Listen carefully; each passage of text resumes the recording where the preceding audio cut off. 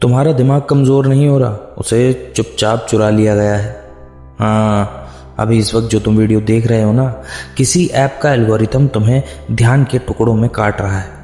लेकिन 130 साल पहले एक साधु था जिसने अपने मन पर ऐसा नियंत्रण बना लिया था कि अगर वो किसी भी किताब का एक भी पन्ना पढ़ ले तो उसे दोबारा देखने की ज़रूरत नहीं पड़ती थी। उसका नाम था स्वामी विवेकानंद। और आज मैं जो तुम्हें बताने वाला हूँ वो सिर्फ एक आध्यात्मिक रहस्य नहीं, बल्कि एक ऐसा मानसिक हथियार है जो 2026 की डिजिटल दुनिया को भी मात दे सकता है। नमस्कार, मेरा नाम करुणाकर दुबे है। आप देख रहे हैं परिवर्तन चैनल। दिल्ली के एक छोटे से कमरे में बैठा 24 साल का आरव अपनी स्क्रीन को घूर रहा था।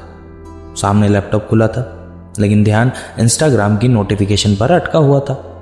वो खुद से बड़बड़ाया, बस 5 मिनट और, बस 5 मिनट और वही 5 मिनट करते करते 3 घंटे बच गए। रात के 2 बज चुके थे। अगले दिन उसकी ज़िंदगी का सबसे बड़ा इंटरव्यू था, लेकिन उसका दिमाग खाली था। किताब खुली थी मगर एक भी लाइन उसे याद नहीं हुई थी। उसे लगा शायद वो आलसी है, शायद उसमें टैलेंट ही नहीं है। अगली सुबह इंटरव्यू हॉल में बैठा आरव जब सवालों का जवाब नहीं दे पाया तो उसके इंटरव्यूअर ने बस एक लाइन कही, तुम्हें ज्ञान की कमी नहीं है, तुम्हें ध्यान की कमी है। ये शब्द उसके सीने में तीर की तरह लगे। घर लौटते वक्त मेट्रो में उसकी नज़र एक बुजुर्ग आदमी पर पड़ी जो बिना मोबाइल देखे शांत बैठा था। उनकी आंखों में अजीब सी स्थिरता थी। आरव से रहा नहीं गया, उसने पूछ ही लिया, सर आप इतने शांत कैसे रहते हैं? बुजुर्ग मुस्कुराए और बोले, कभी स्वामी विवेकानंद के बारे में सुना है? आरव ने कहा, हाँ, मोटिवेशनल कोट्स में। बुजुर्ग हंसे, वो कोट्स नहीं, वो एक टेक्नोलॉजी थी, मन को बांधने की टेक्नोलॉजी। यहीं से कहानी पलटती है। उन्होंने बताया कि विवेकानंद कहते थे कि साधारण और महान व्यक्ति में फर्क सिर्फ एक चीज का होता है, एकाग्रता का। आरव को ये लाइन सुनकर अजीब सा लगा, क्या सच में फर्क सिर्फ इतना सा है?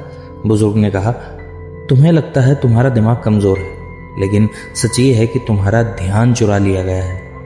उस रात आरव ने पहली बार धारणा शब्द सुना। धारणा यानी मन की एक बिंदु पर एकाग्रत होकर केंद्रित करना मन को पूरे, जैसे कैमरा फोकस करता है। बुजुर्ग ने कहा, वैसे जब मन एक बिंदु पर टिक जाता है तो दुनिया की कोई भी चीज तुम्हें विचलित नहीं कर सकती। आरव ने सोचा ये तो मेडिटेशन जैसा ही होगा, लेकिन अगले ही पल बुजुर्ग ने एक ही बात कही जिसने उसकी सोच बदल दी। ध्यान मेडिटेशन नहीं है, ध्यान एक युद्ध है और धारणा उसका हथियार। उन्होंने एक कहानी सुनाई। एक बार स्वामी विवेकानंद लाइब्रेरी में किताब पढ़ रहे थे। लाइब्रेरियन ने देखा और वो बहुत तेजी से पन्ने पलट रहे थे। उन्हें लगा कि वो दिखावा कर रहे हैं। उसने चुनौती दी, अगर आप सच में पढ़ रहे हैं तो बताइए इसमें क्या लिखा था।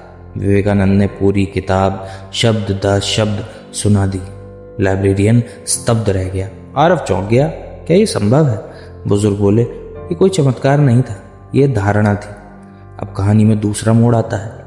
अगले दिन से आरव ने एक प्रयोग करना शुरू कर दिया। उसने सिर्फ 10 मिनट के लिए फोन बंद किया और एक ही पैराग्राफ पढ़ने की कोशिश की, लेकिन 30 सेकंड के बाद ही उसका हाथ फोन की तरफ बढ़ ही गया। उसे एहसास हुआ कि समस्या बाहर नहीं, उसके अंदर है। उसका दिमाग मल्टीटास्किंग का आदी बन चुका था। उसी रात उसने इंटरनेट पर रिसर्च शुरू की। उसे पता चला कि जब हम बार बार नोटिफिकेशन देखते हैं तो हमारा दिमाग डोपामीन लूप में फंस जाता है। इससे न्यूरॉन्स के बीच बनने वाली मेलिन लेयर कमज़ोर हो जाती है और यही लेयर तय करती है कि हमारा ध्यान कितना गहरा होगा। अचानक उसे बुजुर्ग की बात याद आई। विवेकानंद ने मन को बांधना सीखा था। क्या ये वही चीज थी जिससे आधुनिक साइंस डीप वर्क कहती है? तीसरा मोड़ यहीं आता है। अब एक हफ्ते बाद आरव फिर उसी मेट्रो में उस बुजुर्ग को ढूंढने गया, लेकिन वो कहीं नहीं मिले। किसी ने कहा, यहाँ कोई बुजुर्ग रोज नहीं आते, जैसे वो कभी थे ही नहीं। अब आरव अकेला था, लेकिन उसके पास एक सवाल था, क्या सच में धारणा काम करती भी है या नहीं? उसने खुद पर प्रयोग जारी रखा। हर दिन सिर्फ 15 मिनट बिना फोन, बिना म्यूजिक, बिना किसी रुकावट के पढ़ना चालू किया। पहले दिन असफल, दूसरे दिन असफल, तीसरे दिन भी असफल, लेकिन 7वें दिन कुछ बदल गया। उसे अचानक महसूस हुआ कि उसका दिमाग शांत हो रहा है। जैसे कोई शोर धीरे धीरे बंद हो रहा है। पहली बार उसने बिना रुके 20 मिनट पढ़ लिया और जो पढ़ा वो याद भी रहा। उसने डायरी में लिखा, शायद यही धारणा है। धीरे धीरे 20 मिनट 1 घंटे में बदल गए और 1 घंटे 2 घंटे में बदल गए। और एक दिन उसने महसूस किया कि जो काम पहले 3 दिन में होता था अब 3 घंटे में हो जाता है। यहीं से कहानी का सबसे बड़ा रहस्य सामने आता है। रहस्य ये कि एक रात उसने विवेकानंद की किताब पढ़ते हुए एक लाइन देखी, जब मन एक बिंदु पर टिक जाता है तो वो असीम शक्ति का स्रोत बन जाता है। उसी पल उसे एहसास हुआ कि समस्या उसकी क्षमता की नहीं थी, उसकी दिशा की थी। लेकिन असली ट्विस्ट अभी बाकी था। 3 महीने बाद वही कंपनी जिसने उसे रिजेक्ट कर दिया था उसे दोबारा इंटरव्यू के लिए बुलाया। इस बार इंटरव्यू ने सवाल नहीं पूछा इंटरव्यूअर ने, और इस बार आरव ने सिर्फ जवाब ही नहीं दिया, उसने समाधान भी समझाया। इंटरव्यूअर ने मुस्कुराकर पूछा, तुम बदल कैसे गए? आरव ने कहा, मैंने मल्टीटास्किंग छोड़ दी। कमरे में सन्नाटा छा गया। इंटरव्यूअर बोला, आज की दुनिया में ये संभव ही नहीं है। आरव मुस्कुराया, 130 साल पहले भी लोगों को यही लगता था कि ये संभव नहीं है, और तभी मुझे समझ आया कि असली लड़ाई समय से नहीं ध्यान से है। लेकिन कहानी का भी आखिरी मोड़ सबसे गहरा और बाकी था। कुछ दिनों बाद आरव उसी मेट्रो स्टेशन पर खड़ा था, उसी जगह जहां उसने पहली बार उस बुजुर्ग से बात की थी। इस बार वो एक पोस्टर लगा था, स्वामी विवेकानंद का। नीचे लिखा था, take up one idea, make that one idea your life. Aarav की आंखें भर आई। उसे समझ आया कि शायद वो बुजुर्ग कोई इंसान नहीं थे, शायद वो एक संकेत थे। आज की डिजिटल दुनिया में तुम्हें यकीन दिलाती है कि ध्यान रखना मुश्किल है, लेकिन सच ये है कि ध्यान खोना आसान बना दिया है।